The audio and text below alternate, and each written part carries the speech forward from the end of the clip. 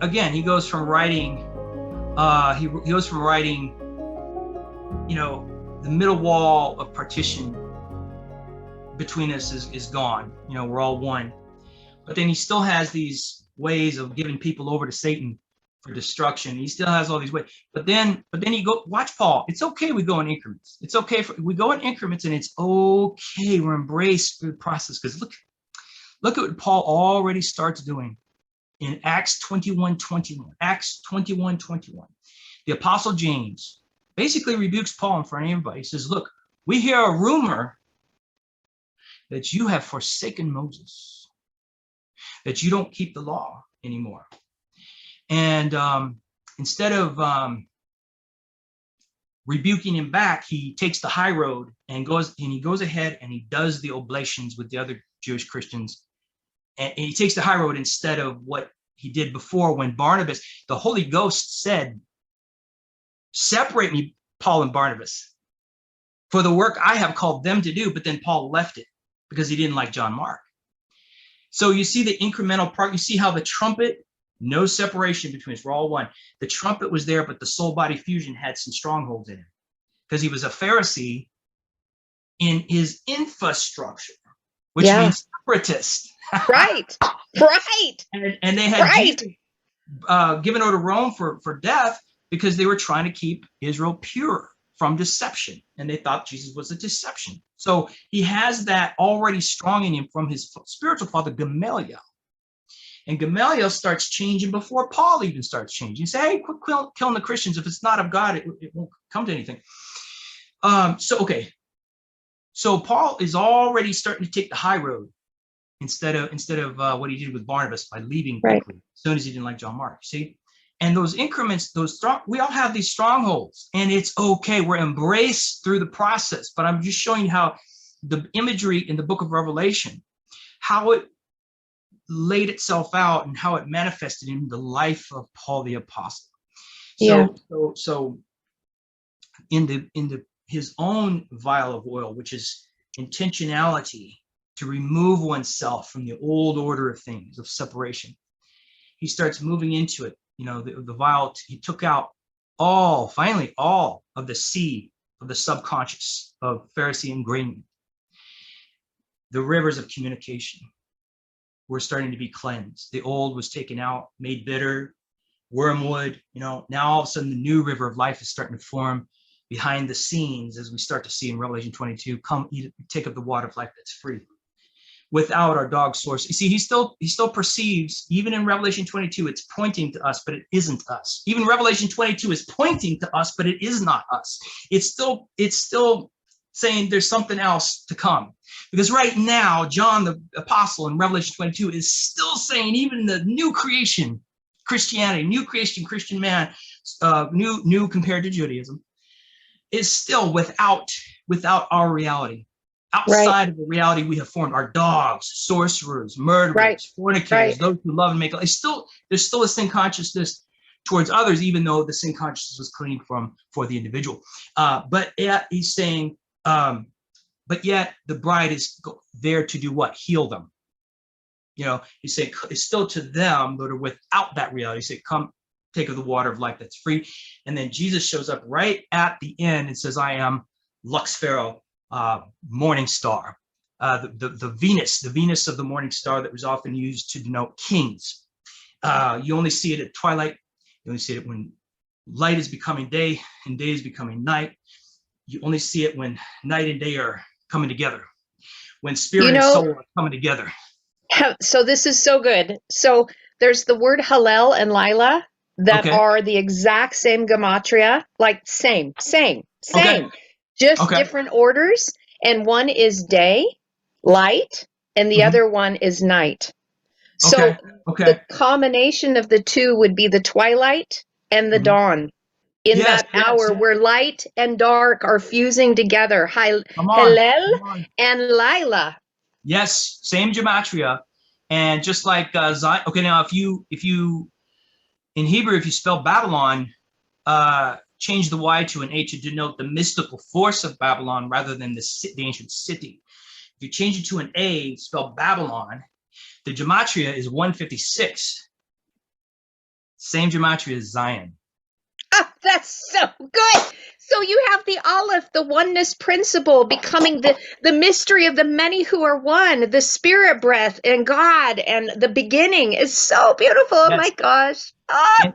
And at least in one rabbi's research, he spelled out the Son, as in Yeshua, the Son, and equaled the gematria on the Son is 75.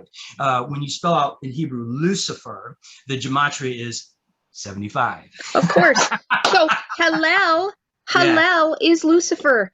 Yeah. I'm bringing that forward because we just said it. And so there has been so much that has been twisted and so much is perverted that when you get these revelations, so Hillel, Hey Yod Lamed Lamed, this revelation of the power that is coming to you by going into the inside, the work and deed of your hand, delivering yourself from that area where you are ill and you are feeble, finding the covenant is the twin staffs of authority. You are having the teachings of mother and father. You have the fullness of that staff because you have become that illuminated being that is allowed instruction to come so that the power would be gifted to you so that you could reveal it to others. Yes.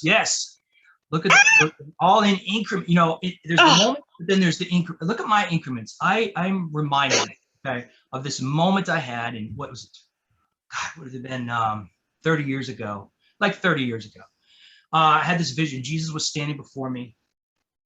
And I say Jesus just because I speak English. That's what I'm used to. Not offended.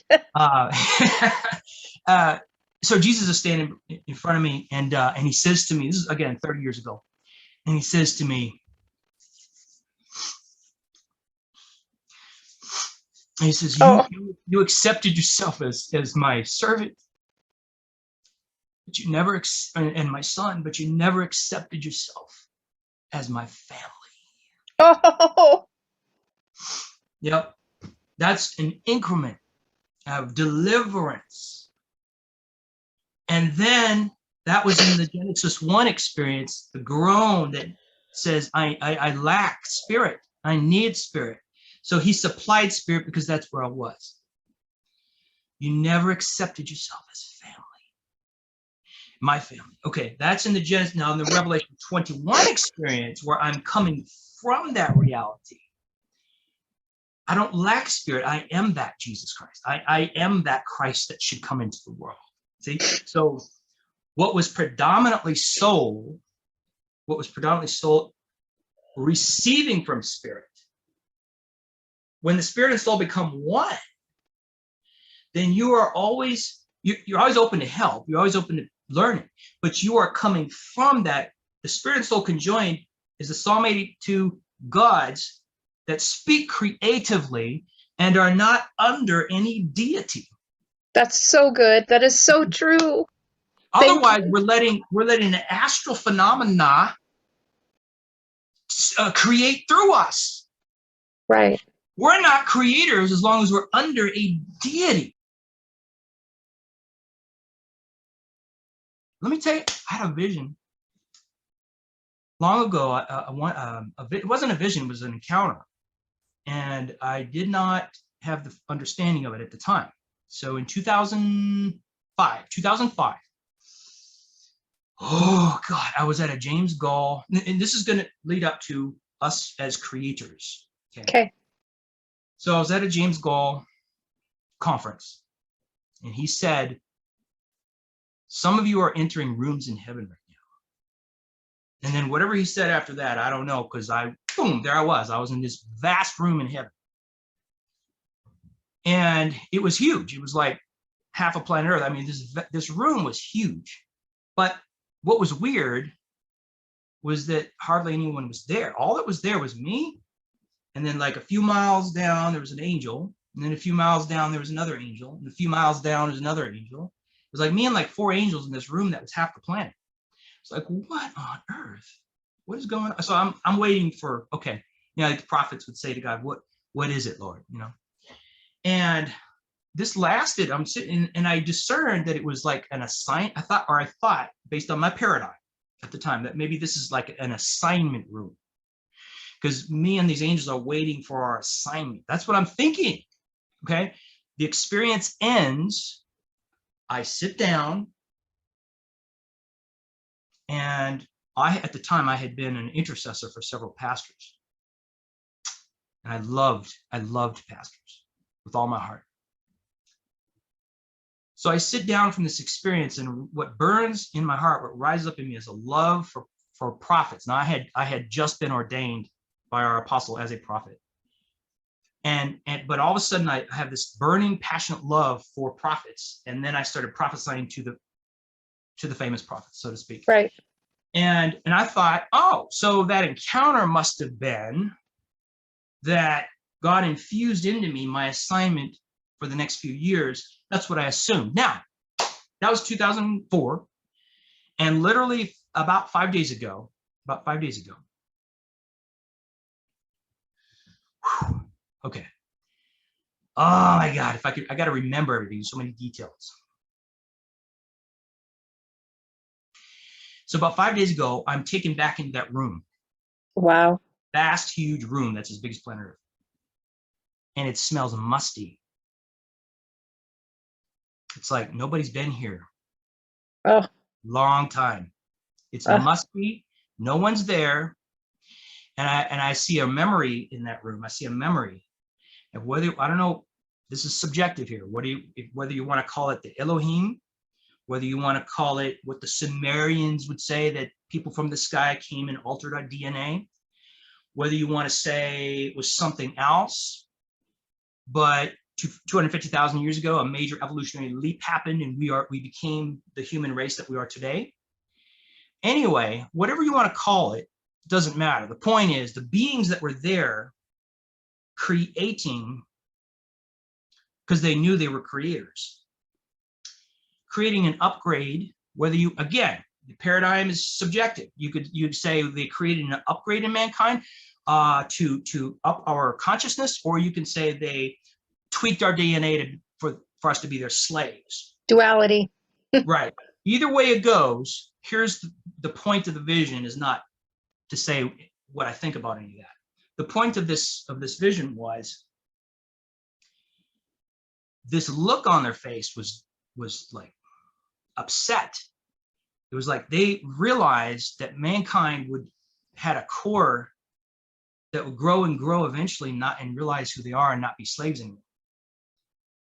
Or even you could say this. You can say this: those who began the religions of slavery, those who began the religions to say, when the Buddha saw that he was a rich kid, and he goes out and he travels and he sees all these people dying of starvation and suffering, and he comes up with this idea. Well, if they would just stop wanting it, if they would just stop desiring anything, they wouldn't be suffering. So I'll create a religion. You just don't desire anything. Just there's no self, and then it'd be easier to die in starvation. Or the religions that say the erotic element of humankind is the devil and bad, and you should crucify it underfoot. And so whether you want to call it the Anunnaki, or whether you want to call it the originators of religions that they did with their whole heart of sincerity, but were just misguided, or demonized the human nature because they loved the euphoria of just being in the spirit world. Because, just being in the spirit world, you don't have any problems anymore. It's kind of like the third grader. You tell a third grader in elementary school, hey, you don't have to go to school anymore. You don't have to do the work. No more homework. Just watch cartoons. Well, that's euphoria. I feel joy. So it must be good. Right. Except one thing. Now you're 45 years old. And you're still watching cartoons. Yeah. Now you're 45 years old and you have no teeth, and you're outside of a Senex station begging for money because you never did anything. Right. So some doctrines feel like euphoria. Oh, everything's an illusion. You don't have to help anybody. Or the doctrine that says, hey, if someone was brutally raped, that they chose that.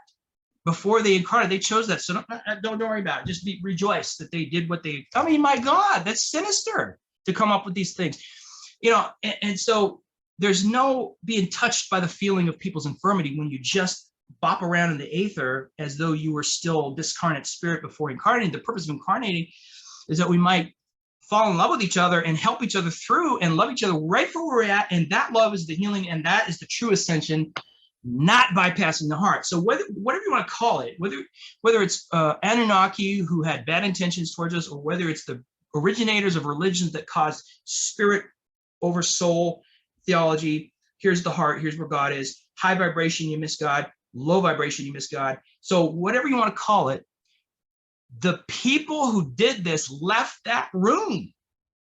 Wow. Stop creating. Wait a minute. And so that means it's waiting. Yeah, we never entered that room because we were under a freaking deity. Oh my who was supposed to gosh. come inside of us and speak through our mouths, and we have no right to say anything unless the deity indwells in us and speaks through us and fills our mouth. No more. It's time for us to, mankind is to enter that room and begin creating as it will, because your will is not sinister. The heart is not deceitful above all things. The No, heart it's is not. beautiful when you bless it, when you